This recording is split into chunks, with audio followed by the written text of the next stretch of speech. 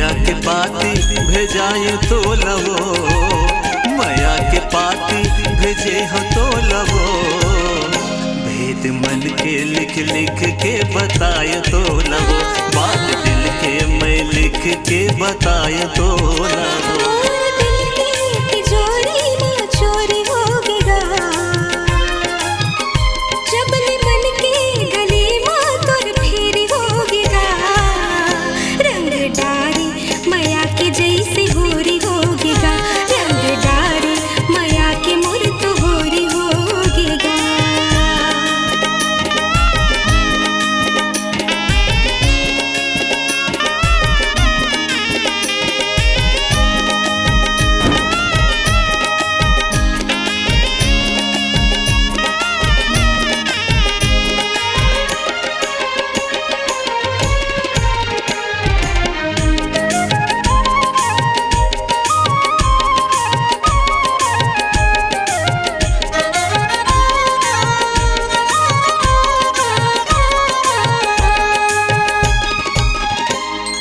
घड़ी घड़ी संगी मोला सुरता तोर सताए, छिन छिन पल पल के बात बिरहा के लिखाए।